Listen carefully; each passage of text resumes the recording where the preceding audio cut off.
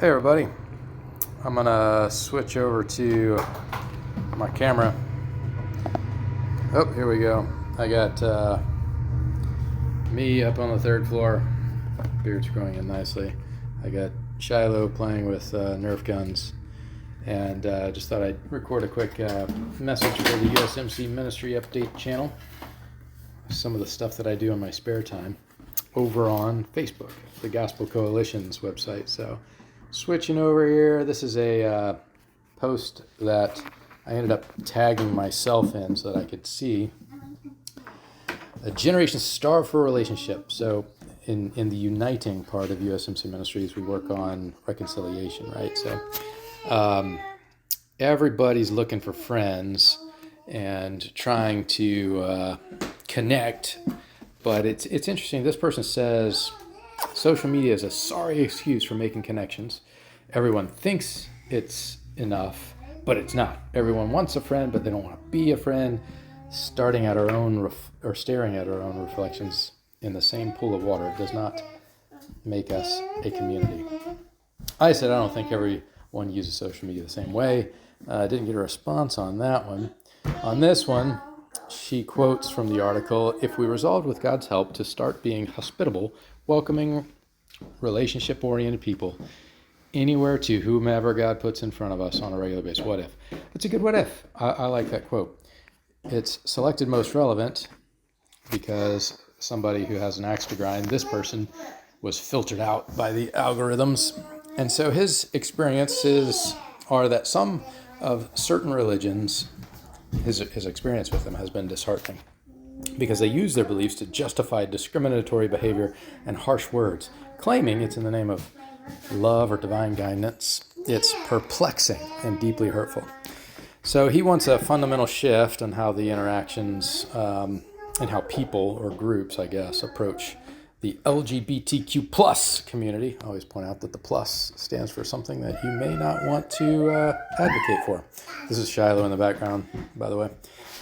So he says mutual respect and acceptance should be the cornerstone of any interaction, religious or otherwise. We can have a civil discussion about this if you try. So I figured I'd try. And so I said, if someone does not affirm what you believe, do you therefore believe that they will not accept you? Sounds like you're unwilling to affirm what they believe and therefore will not accept them. I thought that was interesting.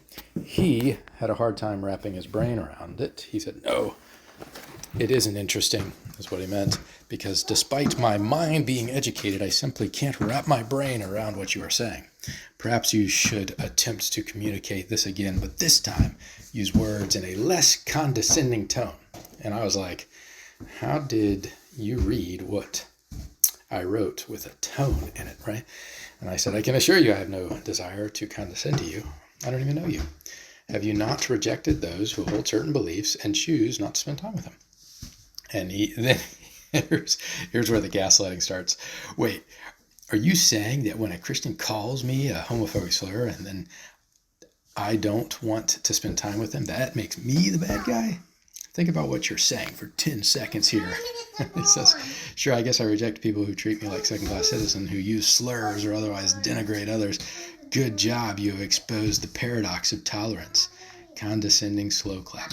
Next up, you are going to call a black man a bigot for not being friends with someone who calls him the N-word, because that is the path you are on.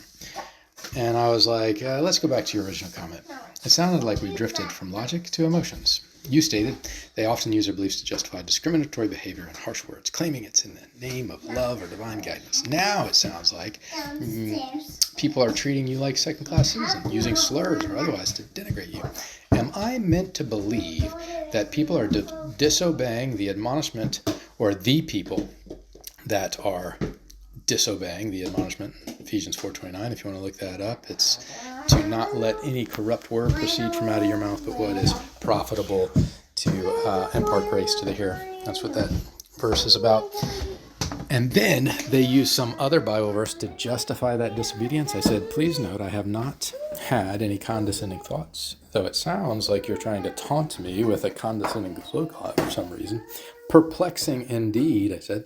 It seems hypocritical to me, but maybe you would like to explain why those who rail against feelings of judgment they experience are justified in the judgment they execute on others, and yet are not guilty of hypocrisy. And I also added, to clarify one more point, sounds like you are not distinguishing. This is where the distinguishing factor comes in. I think that all disagreements boil down to two different distinctions people make, or differing distinctions people make. So someone who lives out Christian beliefs and those who claim to be Christian and yet do not abide by Christian principles. So there is a distinction there. It doesn't sound like this guy is distinguishing between them.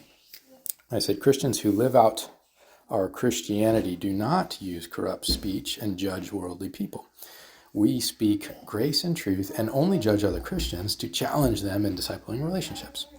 And then I close with, have you heard the gospel explained? Jesus died on the cross for the sins of the world and rose again on the third day to offer a free gift of eternal life. And then I asked if he'd repented of his sin and believed the gospel.